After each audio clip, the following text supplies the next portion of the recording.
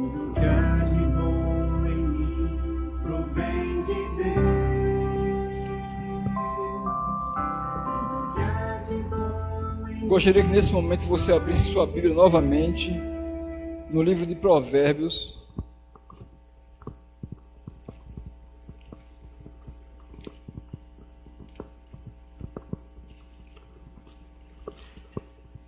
Capítulo 3, verso 9. Provérbios 3, 9. O livro de Provérbios está no livro, depois do livro de Salmo. Diz assim, olha. Provérbios 3, 9. Amém? 3, 9. Que diz assim, olha. Honra o Senhor com os teus bens e com as primícias de tua renda. Amém? Então, toda vez quando nós viemos à igreja para adorar a Deus através do dízimo e das ofertas, estamos honrando ao Senhor. Estamos honrando o Senhor e colocando em prática a nossa fidelidade pelo que Ele tem feito em nossas vidas. Então é por isso que ofertar é um ato de adoração, dizimar é um ato de adoração.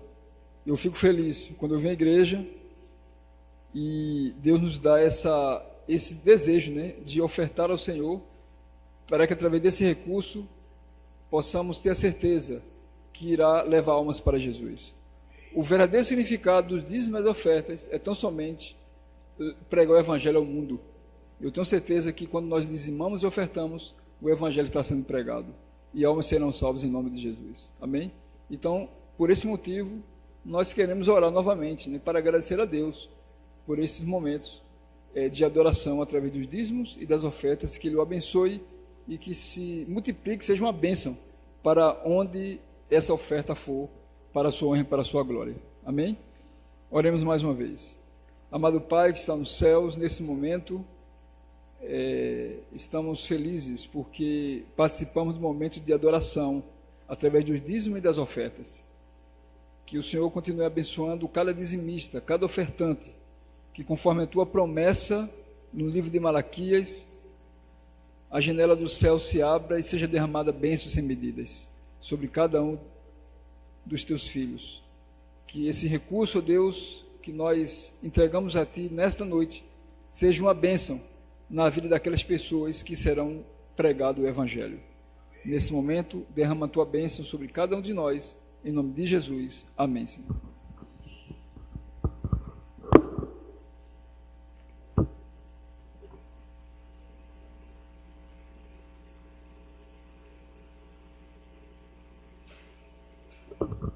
Uma boa noite a todos, que a graça e a paz de nosso Senhor Jesus esteja presente no nosso meio. Amém?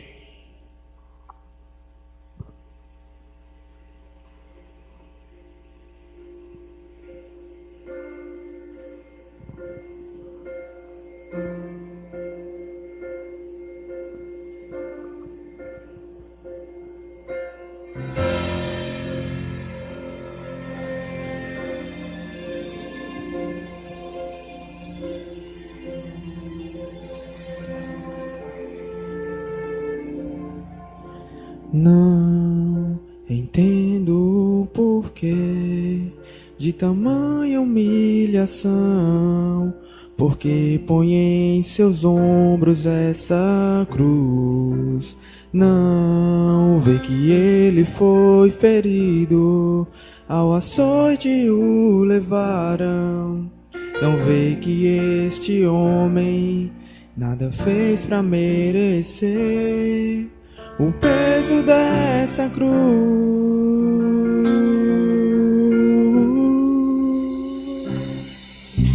Vê o seu corpo ensanguentado, quase inerte segue a sina, levado sob vil acusação. Vê essa multidão, clama sua morte. Não entendo o porquê ele precisa suportar a tua estranha indiferença.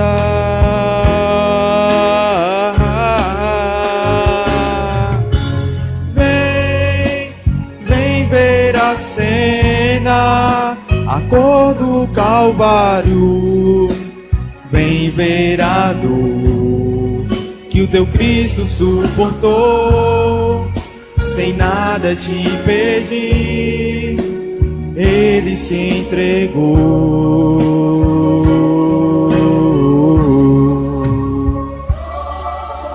Não vejo aqueles que o seguiam junto à multidão. Será que eles o abandonarão? Em seus ombros cansados carrega toda a culpa. Nunca vi tão grande amor nos olhos de outro alguém. Pouco a pouco começo a entender.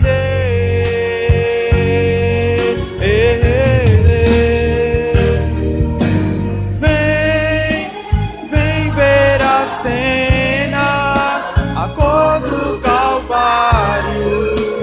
Vem ver a dor que o teu Cristo suportou, sem nada te pedir, ele se entregou.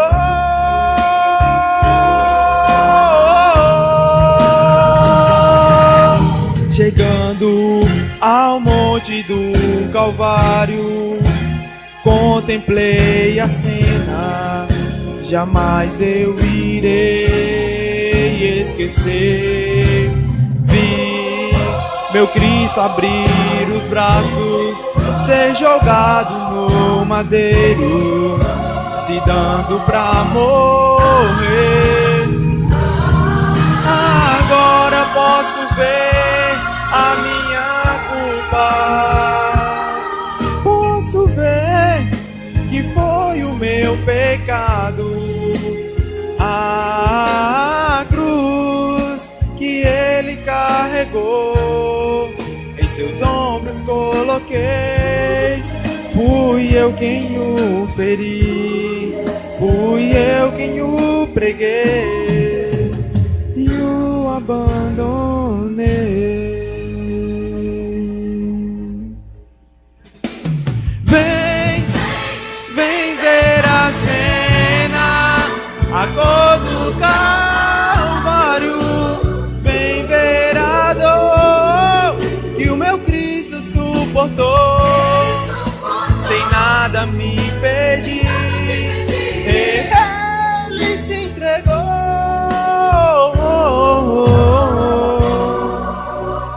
Eu fui o culpado. Amém.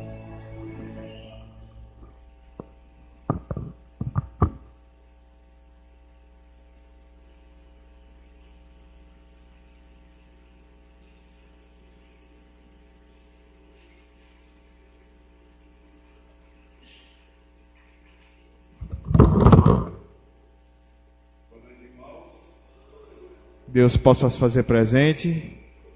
Nosso pregador chegou, irmão Abel, seja bem-vindo, homem de Deus, que o Espírito Santo fale através de você nessa noite.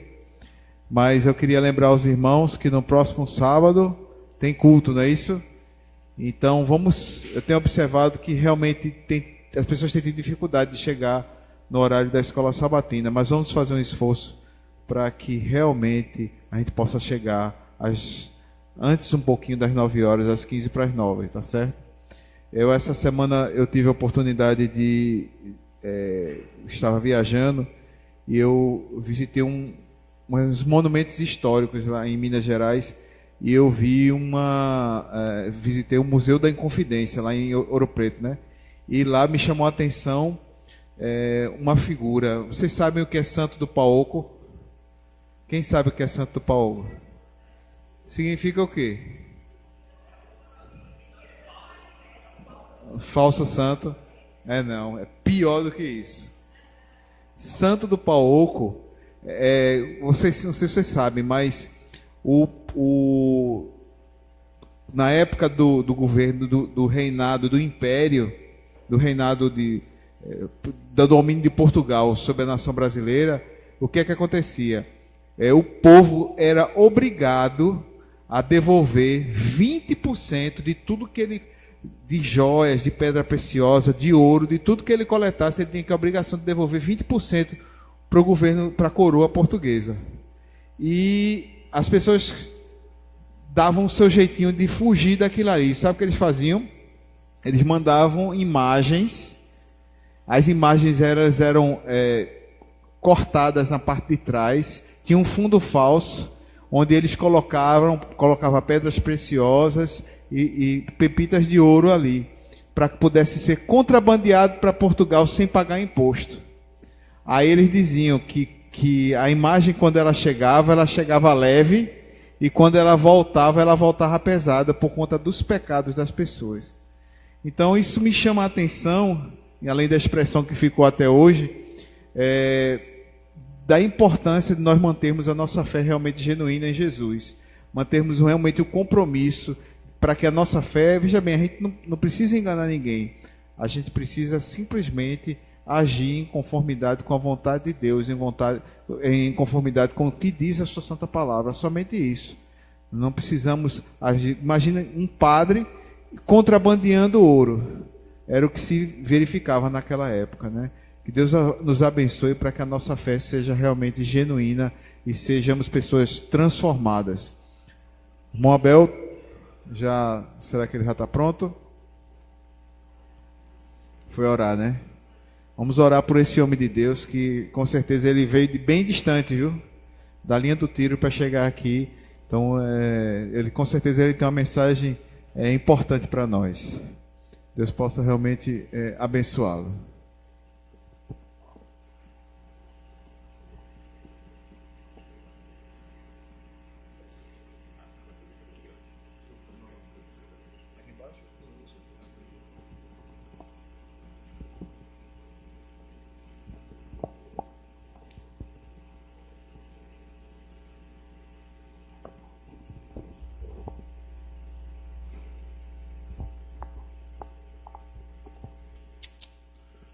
Graça e paz seja convosco. Irmãos, uma boa noite.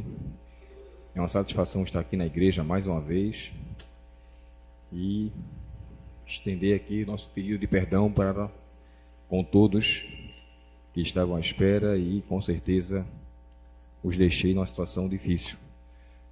Deus possa então me perdoar e a igreja possa me perdoar também, e que aquele que tiver à disposição de ter uma pedra pode ficar à vontade. Irmãos, vamos orar ao Senhor e pedir para que Ele fale conosco mais uma vez através da sua palavra. Querido Pai Celestial, nós te somos gratos porque estamos em Tua casa e nesse momento estamos com a Tua palavra. Pedimos a Ti, Senhor, que mais uma vez a divina pessoa do Espírito Santo venha falar ao nosso coração e que esta palavra, que foi inspirada pelo Senhor, possa nos conceder a iluminação, o Divino Espírito Santo nos faça entender e que essa palavra possa encontrar mais uma vez espaço em nossos corações. Que o Senhor nos abençoe, Pai, nos dirija e nos ilumine, nós te pedimos por Jesus. Amém. Irmãos, o capítulo 4 do livro de Gênesis, nós temos aqui um episódio um tanto curioso e bem conhecido. Episódio esse que foi marcado na história. Se fôssemos perguntar aqui qual é o primeiro bebê da Bíblia, quem seria ele? Primeira criança, ele mesmo, sabe? Aqui no capítulo 4, no livro de Gênesis, e o verso 1 em diante, a gente vai tentar explorar o máximo possível aqui esses versos para que a gente possa entender o contexto aqui do que é retratado. O verso 1, no capítulo 4, começa dizendo assim: E conheceu Adão a Eva, sua mulher, e ela concebeu e teve a Caim. E disse: Alcancei do Senhor um varão. E teve mais a seu irmão Abel. E Abel foi pastor de ovelhas, e Caim foi lavrador da terra. E aconteceu ao cabo de dias que Caim trouxe do fruto da terra uma oferta ao Senhor. Paremos aqui. Quando o texto fala que conheceu Adão, a sua esposa, Nós sabemos que conhecer não é algo que tiver então desconhecido, ou alguém que se apresenta ao outro para fazer um cumprimento. Mas o conhecer, de fato, aqui significa relacionar-se sexualmente. Ou seja, envolveu-se Adão com sua esposa, e eu acho que algumas versões, na linguagem de hoje, leva a essa conotação mesmo. Se vocês tiverem dúvida em referente a essa questão, você pode ver o verso 17, quando faz que Caim conheceu a sua mulher. E a expressão de conhecer também é a mesma questão de relacionar-se sexualmente. Só que no caso aqui de Caim tem uma coisa curiosa. Quando alguns pegam esse verso e falam assim, se ele conheceu a sua esposa, então ele conheceu lá na terra de Nod, foi para onde ele foi. Só que tem um comentário, não nosso, mas é um comentário de uma outra denominação, que dá um ponto que parece ter uma certa validade. Diz assim, quando Caim saiu da presença de Deus, levou consigo uma de suas irmãs que ficou sendo sua esposa. Então ele já saiu com uma pessoa como companheira. E na terra de lá tiveram então se relacionado com ela, do qual gerou seu primeiro filho, que foi Enoque. Não Enoque, o filho de Sete, de onde veio a genealogia, o trasladado. Mas esse homem, Enoque, é o outro do qual foi filho de Caim, não o outro Enoque. Mas voltando aqui, ainda no capítulo 4, e o verso 1, eu vou explorar um pouco mais essa questão, porque existe dentro da igreja, talvez não tanto nesse caso aqui eu sei que tem muita gente inteligente, e eu vou falar talvez para quem já está sabendo da história. Muitos tinham aquele questionamento sobre com quem de fato Caim tivesse se relacionado. Poxa, se só existia Adão e Eva, e consequentemente veio Caim e Abel. Caim matou Abel, só ficou ele. Então com quem ele tiver então se relacionado?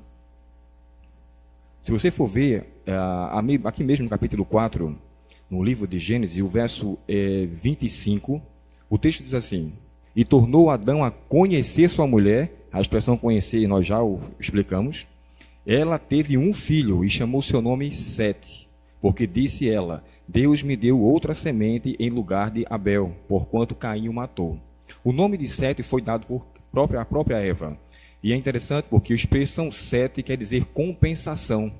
Aquele filho que tivera até então nascido foi o que compensou a morte de Abel, da qual ela tivera perdido. É tanto que ela explica aqui assim, e chamou seu nome Sete, porque disse ela, Deus me deu outra semente em lugar de Abel. E aquilo foi para compensar a dor da perda que ela teve pelo seu filho, o mais novo, até então, Abel. Aqui no capítulo 5, e o verso 3, o texto chega a dizer assim, e Adão viveu 130 anos e gerou um filho à sua semelhança, conforme a sua imagem, e chamou seu nome Sete. Observe então, no versículo 25 do capítulo 4, ali é tratado de toda a genealogia de Caim. Só que no final, no último verso, que é o verso 25, faz menção que, de novo, ao Adão se relacionar com sua esposa, teve Sete. Só que no verso 3 do capítulo 5, fala em que idade tinha Adão quando Sete veio a nascer. E aqui fala que ele teve 130 anos. Então veio a esse filho chamado Sete. Depois disso, foram os dias de Adão 800 anos e gerou filhos e filhas. Paremos aqui. Esses filhos e filhas de qual Adão gerou, provavelmente esses que tiveram se envolvido relacionalmente com Caim. E há quem diga que poderia também ter sido uma sobrinha dele. Ele poderia ter se envolvido ou com a irmã ou com a sobrinha. Alguém pode chegar e perguntar assim, mas isso não seria errado? Uma pessoa se relacionar com alguém do mesmo sexo? Lembre, ou melhor, alguém que seja da árvore genealógica, da mesma família? Seria isso um erro? Poderia causar um erro de genética? Considere, irmãos, que naquela época o mundo estava ainda com o pecado em sua infância. Não tínhamos a decadência que temos hoje. Então, a mesma expressão que Deus tivera dito a Adão, lá no capítulo 2, e aqui no verso... deixa me ver aqui. Capítulo 2 do livro de Gênesis. E eu acho que é o verso... deixa eu só ver se eu acho aqui.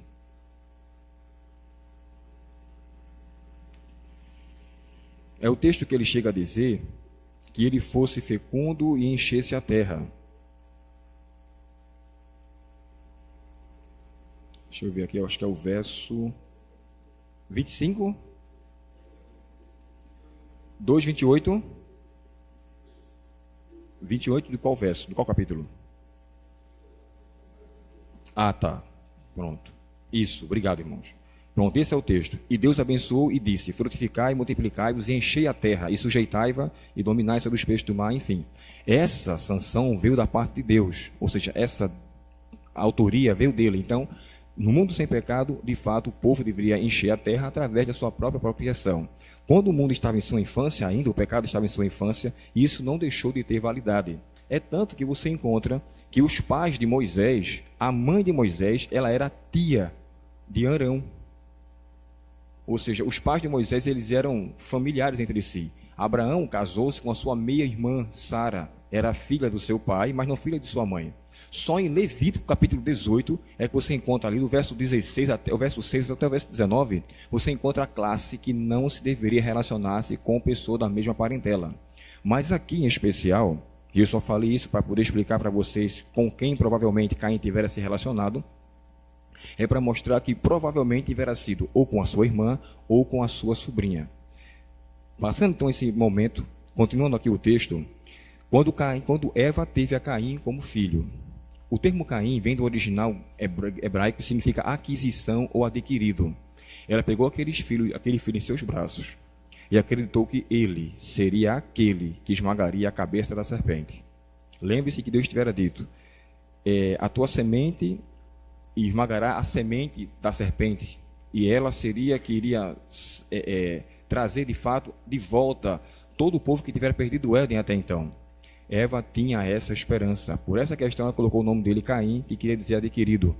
Mas qual não foi a sua surpresa? Que Caim, embora tivesse crescido lindo aquela criança, uma criança maravilhosa, mas os seus hábitos não condiziam com a fé daquela mãe de que esperava que ele fosse ser um bom filho. E ele cresce. E aqui chega um certo momento em que Caim começa então um determinado momento, Caim e Abel vão oferecer uma oferta a Deus. Nesse dado momento, que essa oferta é oferecida, a Bíblia fala que Deus aceitou a oferta de Abel e a si próprio. Quando chega a dizer aqui, no verso 4, capítulo 4, verso 4. E Abel também trouxe dos primogênitos das suas ovelhas e da sua gordura, e atentou o Senhor para Abel e para a sua oferta, mas para Caim e para a sua oferta não atentou. E irou-se Caim fortemente, e descaiu-se o semblante. Caim não só estava irado, mas isso era perceptível pelo seu rosto. Não tinha como esconder. A sua face estava demonstrando a grande ira. E você pode ficar se perguntando, como é que então Caim poderá tomar conhecimento de que Deus tiverá aceitado a oferta de Abel e não a dele? Observe que, de acordo com lá que aconteceu com Elias, quando Elias estava no Monte Carmelo, e estava ali Elias e os profetas de Baal, quando Deus quis demonstrar que ele estava se manifestando com uma aprovação, o que foi que ele fez com a oferta que Elias ofereceu? Queimou tudo aquilo ali. O fogo, na Bíblia, é uma demonstração diversas vezes da aprovação ou da presença de Deus. E assim foi feito. Quando aconteceu aquilo com Abel, e observe que Deus aceitou Abel primeiro, depois a sua oferta. Quando eu venho na igreja, e o meu coração ainda não está como coração de adorador, eu posso até dar a melhor oferta financeiramente, mas o meu coração, como um adorador, não será bem recebido por Deus. Mas isso é um caso que cabe a Deus julgar. Por isso que Eclesiastes chega a dizer assim, Salomão: guarda o teu pé quando entrares na casa de Deus. Deixe tudo que estiver de empecilho da porta para fora. Quando chegar aqui, esse lugar não é o nosso lugar. Esse lugar é chamado de casa do Senhor para todos os povos. Então, com o espírito de adoração, com devoção, e entre com o espírito de oração dizendo: Senhor, me ajuda a estar aqui e te adorar de fato em espírito e em verdade, para que a bênção que o Senhor quer me conceder, eu possa então alcançar, e desta forma eu seja um verdadeiro adorador. Caim estava ali presente, mas o seu coração não estava de fato deposto naquilo. Nós poderíamos, irmãos, nos demorar muito, porque até a lição de escola sabatina dessa semana falou muito em obras, ou salvação pelas obras, coisa do tipo. Caim foi a primeira pessoa exemplo disso. Ellen White chega a dar uma descrição de que ele foi a primeira semente da serpente. O primeiro que foi induzido pelo diabo para fazer tantos males, mas eram muitos males. Só para vocês terem ideia, Caim, ao construir uma cidade, eu vou aqui já dar uma adiantada, porque o tempo já está um tanto avançado, mas Caim, quando ele construiu uma cidade, ele já estava mostrando a prática da sua rebeldia. O que foi que Deus disse a Caim, quando ele mata o seu irmão? Ele fala que ele seria o que na terra? seria o quê? Um forasteiro, um vagabundo, você vai ficar vivendo, perambulando por aí. Isso, embora Deus tivera dito, ele estava dando a questão de que, embora você esteja perambulando por aí, eu vou cuidar de você. Caim não quis. Construiu uma cidade para ficar ali. E o nome que ele construiu a cidade, que é o nome de Enoque, quer dizer consagrado. Caim tinha a esperança de que ali ele pudesse então ver com que as coisas pudessem melhorar, caso aquilo de fato não aconteceu. Caim foi o primeiro a demonstrar a salvação pelas obras, foi o primeiro a, de acordo com Ellen White, a discordar ou não aceitar a guarda do sábado. Ele escolheu o próprio dia de adoração e toda a sua genealogia foi uma grande família de perdidos. E a Bíblia chega a dizer, né, que um só pecador destrói muitos bens. E Caim foi assim. Toda a sua descendência foi destruída num dilúvio. Aí você se pergunta, como é que dois filhos, criados com os mesmos pais, educados na mesma educação, começam então a puxar para uma ramificação diferente? Qual seria a explicação que poderíamos dar para isso? Você tem dois filhos, e os seus filhos são criados de acordo com a mesma conduta, vocês orientam, admoestam, advertem. Mas não se esqueça de que ele tem uma natureza e tem um livre-arbítrio. Ele pode escolher o contrário. Assim como eu e você também. Assim aconteceu aqui com o infeliz Caim. Terminando aqui essa parte, mais adiante aqui no verso 5. A ira de Caim foi tão forte. Há uma versão no grego, no hebraico, que chega a dizer que ele se irou-se de uma sobremaneira intensa. Foi muita grande ira que de fato que ele teve. De maneira tal que ele chega, Deus chega para ele, e aqui é onde entra um momento muito gracioso da parte de Deus. O verso 6. E o Senhor disse a Caim. Primeira pergunta. Por que você está irado? O silêncio permanece da parte de Caim. E ele faz a seguinte pergunta. Por que o teu semblante está diferente? Ou por que descaiu o teu semblante? Porventura, Deus não sabia qual era a razão daquilo? Deus sabia ou não por que Caim estava irado? Ele sabia ou não que o semblante estava diferente? E ele então faz a seguinte indagação. Se você fizer o bem, verso 7, você será aceito. Mas se você não fizer o bem, o mal está à sua porta. E ele será sobre você, porque o desejo do seu coração se assenhorará de você mesmo. Ou seja, o desejo que Caim tinha em seu coração iria servir como autoridade para si próprio. Agora deixa eu mostrar um ponto curioso aqui, um ponto interessante. Por mais que Caim tivesse naquele momento em uma situação distante de Deus, Deus não deixou de procurá-lo. Deus não deixou de ir ao seu encontro e tentar conscientizar. E a pergunta foi para isso de fato. É aquilo que a gente conhece como pergunta retórica, uma pergunta que ele entra para si próprio e se responde. Ele sabia qual era a sua ira, só que Caim nada fala. E o silêncio ali fica no seu conceito até então. Verso 8. E falou Caim com seu irmão Abel. E sucedeu que, estando eles no campo, se levantou Caim contra o seu irmão Abel e o matou. Tem versões que chegam a dizer que ele convidou Caim para ir ao campo. E nesse convite, há uns que chegam a dizer que no caminho aonde eles estavam chegando ele matou. Outros falam que ele matou lá onde ele estava. Agora você imagina como deveria ter sido aquela situação. A ira de Caim, matar uma pessoa, o que é que deveria ter passado sobre a sua mente? Porque até então a única coisa que ele tivera sido visto morta era só a ovelha que estava sendo oferecida quando Abel fez. Ou quando Deus matou um cordeiro, que a vestimenta ficou para Adão vestir, tanto quanto Eva. Mas ele fez isso. O primeiro fratricídio ali, o Caim, cometeu o homicídio para com seu irmão. Em meio àquela situação, verso 9, e disse o Senhor a Caim, onde está Abel, teu irmão? A outra pergunta, a qual ele não responde. As outras três, então. Essa ele responde, não sei. Sou eu o guardador do meu irmão? E disse Deus a Caim, o que foi que você fez? A voz do sangue do teu irmão clama a mim desde a terra. E agora, maldito és tu desde a terra, que abriu a sua boca para receber da tua mão o sangue do teu irmão. Sabe, quando Adão e Eva pecam, Deus chega a dizer que maldita é a terra por causa de você. Depois ele dá uma maldição também para com a serpente. E por causa disso você será maldito, você andará agora rastejando. O primeiro ser humano a receber a maldição foi Caim. Esse foi o primeiro que recebeu. Os versos anteriores faz menção sobre a maldição para com a terra e depois para com a serpente. E aqui Caim recebe a maldição do próprio Deus. Embora essa maldição tivesse sido predita por Deus, Deus não deixou de contar com ele para que ele se arrependesse. Dá para entender o tamanho do amor que Deus tem para com aquele homem? Um homem extremamente rebelde, não queria nada com Deus, em nenhum aspecto. Você não consegue ver um ponto de Caim positivo. Pode ler toda a Bíblia, você não vai encontrar nada que possa dizer, isso aqui pode se aproveitar. Quando você vai para o capítulo 6 de Gênesis, e fala que assim, o coração dos seres humanos era má continuamente. Eles não só eram maus todos os dias, mas era mau o dia todo. O ser humano ficou tão mal, tão corrupto, e isso por causa da descendência de Caim com os filhos de Sete, quando se relacionaram ali. Mas de maneira especial, a maldade que ele tinha em seu coração, e alguns podem chegar a dizer assim, Caim matou Abel por causa da inveja.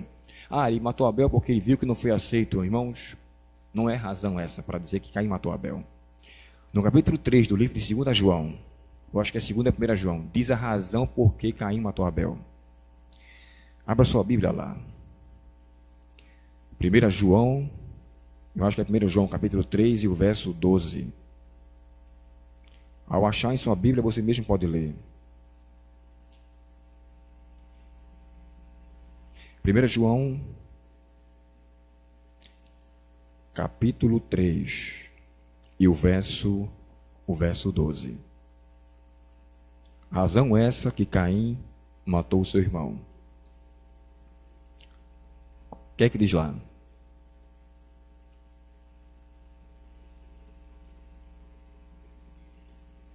Primeiro João 3, verso 12.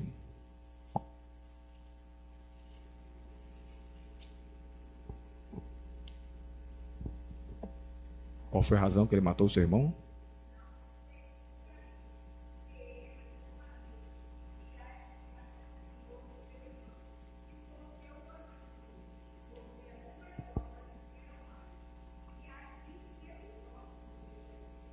O livro de Hebreus descreve que pela fé Abel ofereceu o melhor sacrifício. Pela fé. Abel sabia que aquele sacrifício estava visando o Messias que viria.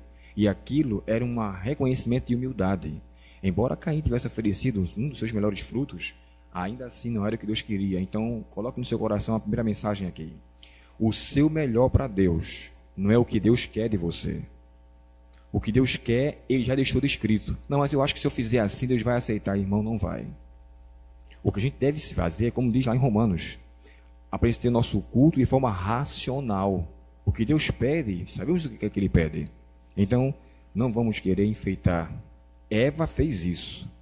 Quando Deus disse a Eva que não deveria comer do fruto, e ela chega para a serpente e disse que Deus não deveria nem tocar, Deus disse que não era para tocar, que Deus não disse isso. A serpente, em sua astúcia, diz o livro História da Redenção e Patriarcas e Profetas, pega do fruto e coloca na mão de Eva. E quando ela se apropria do fruto, ela pensa, bem, se eu disse que Deus disse que não era para tocar, eu toquei, não aconteceu de nada, e agora, para comer fica muito mais fácil. Satanás sabia que ela tinha então ali acrescentado a palavra que Deus tivera dito. E naquela falácia, ela mesma acabou se enrascando.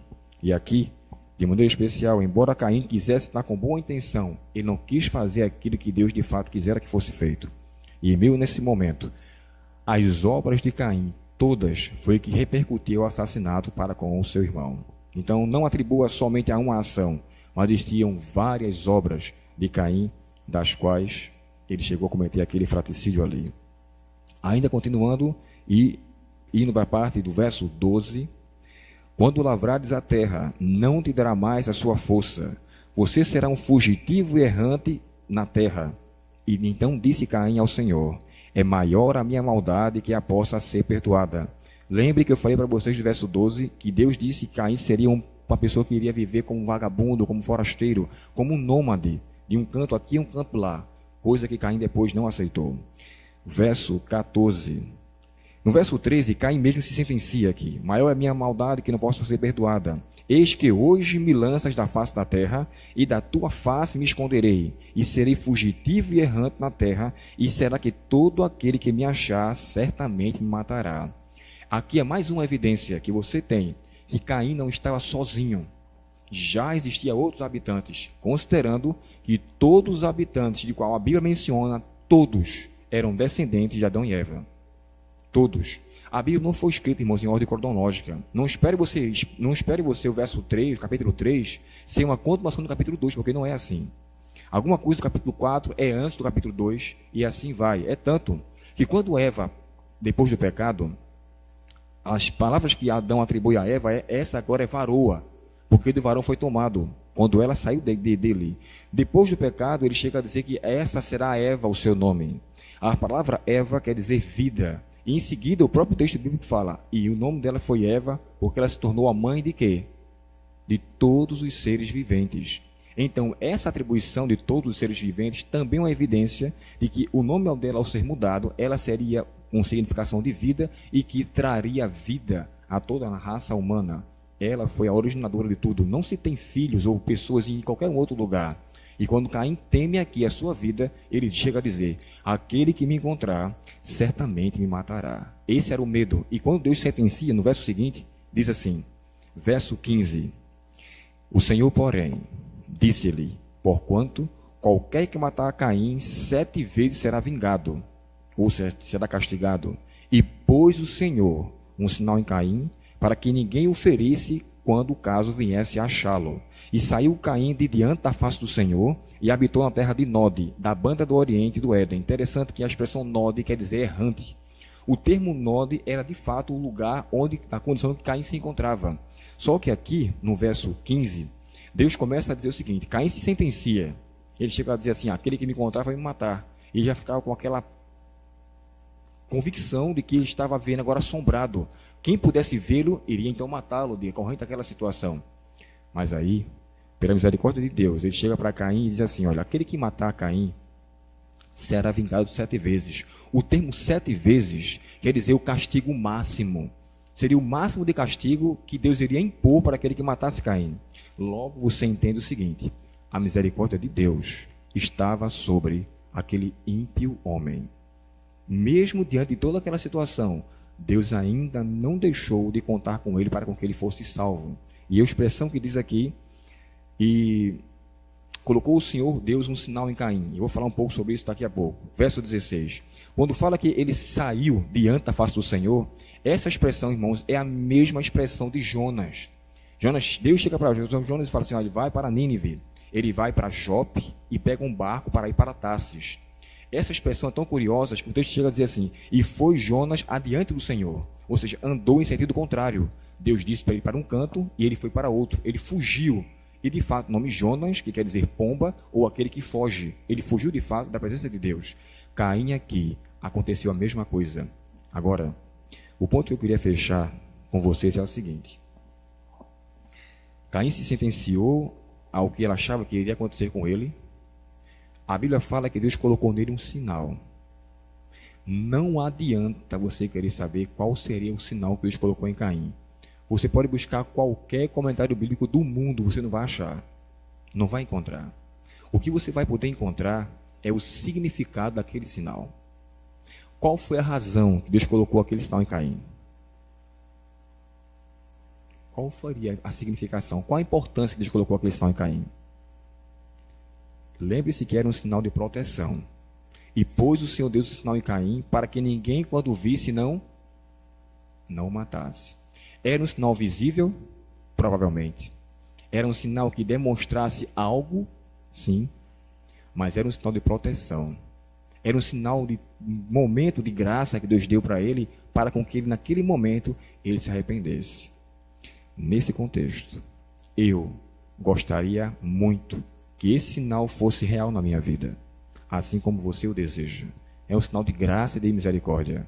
É um sinal que dá tempo, porque se na condição de pecadores como estamos, Deus fosse de fato nos destruir pelo pecado, estaremos perdidos. Mas a graça de Cristo, ela é extensível demais. E aqui, lembre-se de uma coisa, existem várias especulações sobre o sinal de Caim. Teria sido uma tatuagem, se ele ficou invencível, porque ele agora ficou forte, porque ele agora ficou negro. Esse é o pior de todos, entre as conjecturas que se existem. A raça negra veio da descendência de Noé, do qual o filho dele chamado Cão. De lá veio a descendência de raça cor escura, não de Caim. Até porque Caim, toda a sua descendência foi destruída no dilúvio. Mas sabe, Deus deu a oportunidade para com que aquele homem pudesse se arrepender. Eu gostaria muito, mas eu gostaria muito de que a história de Caim no final não fosse essa. Quando você viu aí na sua Bíblia, no texto de João, 1 João capítulo 3, verso 12. João viveu muito depois. Então o histórico que ficou de vida daquele homem até chegar a João não foi positivo. João descreve como aquele que pertencia ao maligno e fala de que as suas obras eram más. Em outras palavras, Caim morreu sem salvação. Eu queria ter o prazer de chegar para você e dizer assim: quando Cristo voltar e Abel for ressuscitado, ele vai ter o prazer de ver Caim com ele lá no céu. E Caim vai poder ter o prazer de pedir perdão àquele irmão. Ah, irmãos, isso não vai acontecer. Assim como Manassés, que era primo de Isaías, e mandou cerrá-lo ao meio. Manassés era um rei muito ímpio, mandava sacrificar os seus filhos aos ídolos, mas Isaías terá o prazer de vê-lo no céu. Embora Isaías tivesse sido morto no período de impiedade de Manassés, mas ainda assim eles estarão juntos na Canaã celestial. Caim não terá esse prazer. Ele só viveu para continuar na prática da maldade. Deixa eu dizer uma coisa para vocês. Quando você estiver irado, aborrecido, pelo amor de Deus, não tome decisão. Não tome. Espere passar aquele momento. Caim deixou com que a sua ira chegasse a tal condição que viesse cometer aquele assassinato. Mas sabe, eu fico encantado com o amor desse Deus tão grande. Irmão, se eu tivesse naquele momento ali, eu teria matado Caim de uma vez só, quando visse aquele maldade com o irmão dele. Pela impiedade, Abel tentou convencê-lo a tanto, e Caim só endurecido. Mas o que me chama a atenção é que Deus colocou nele a oportunidade de ele se arrepender. Ele me concedeu isso a mim e a você. Você conhece a sua vida, sabe aonde precisa melhorar realmente. Se o arrependimento não for real, não fazer com que minha vida se transforme, irmãos, não há salvação. O livro de Provérbios, o sábio escreve no capítulo 28, verso 13: o que encobre a sua transgressão jamais prosperará, mas aquele que confessa e alcançará misericórdia. A confissão tem que vir com a prática do abandono. E se eu não fizer isso, eu sei que não haverá céu para mim. Se eu confesso, mas volto,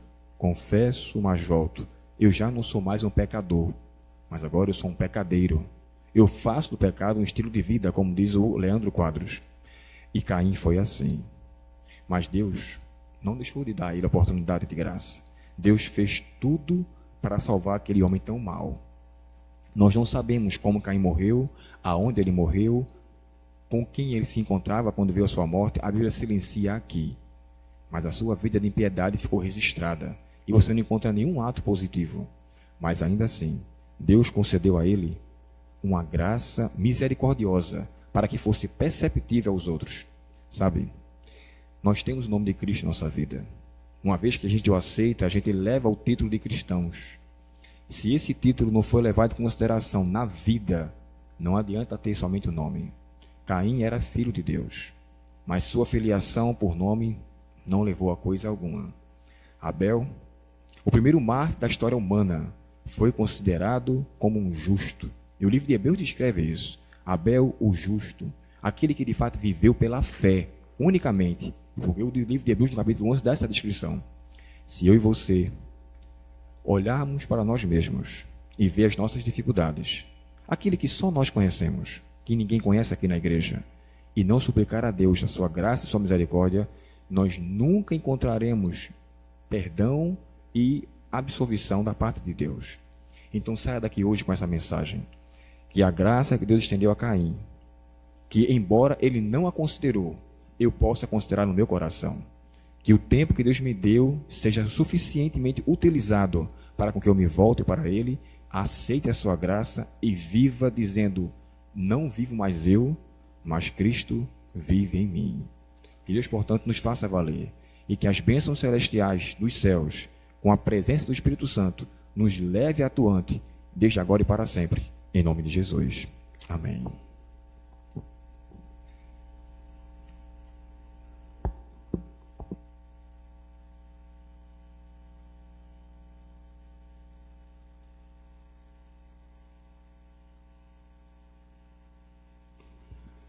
Vamos cantar o número 118, eu acho que é esse, Jesus o Bom Amigo. Deixa eu ver se é.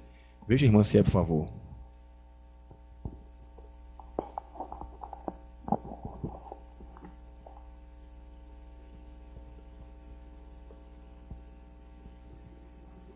É esse?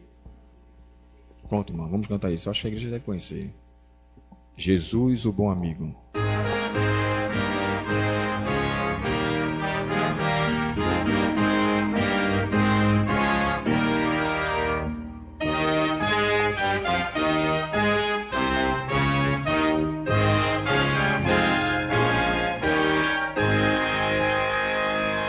Jesus, o bom amigo, o nosso grande Deus, prepara-nos agora moradas lá nos céus, no lar feliz eterno, de paz, amor e luz.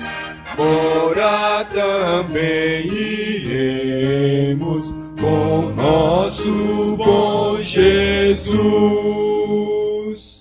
Jesus, o bom amigo, o nosso benfeitor, concede a nós, seus filhos, maravilhoso amor.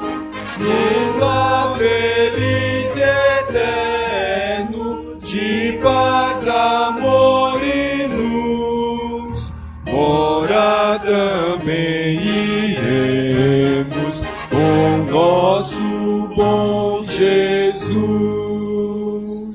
Jesus, o bom amigo, o nosso excelso Rei, nos deu fiel promessa, em breve voltarei.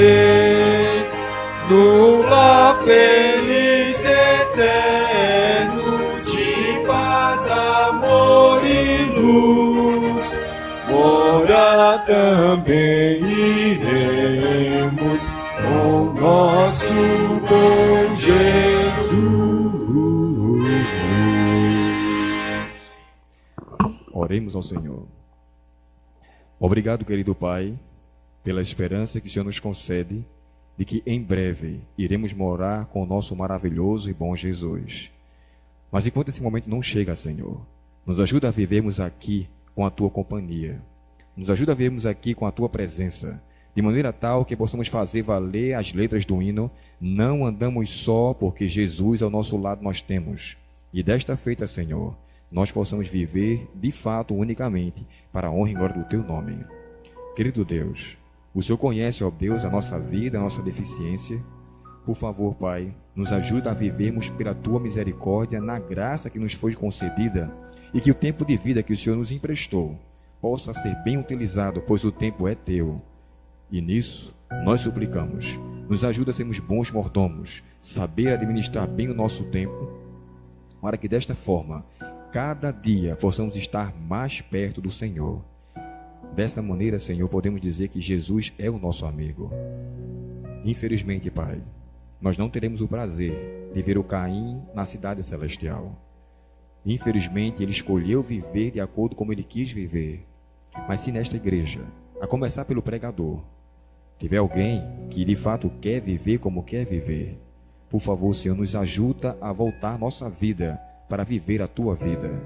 Nos ajuda a olharmos, Senhor, para a Tua palavra e levar a sério que precisamos de verdadeiramente ter nossa vida transformada, mudada, de tal forma que podemos dizer que estamos em Cristo, e se estamos nele, cada um de nós venhamos ser novas criaturas. Nos dá a Tua bênção, Senhor, nos despede com a Tua paz, protege-nos com o Teu anjo, e que mais uma vez suplicamos que a Tua palavra seja lâmpada para nossos pés e luz para o nosso caminho, desde agora e para sempre. Em nome de Jesus. Amém.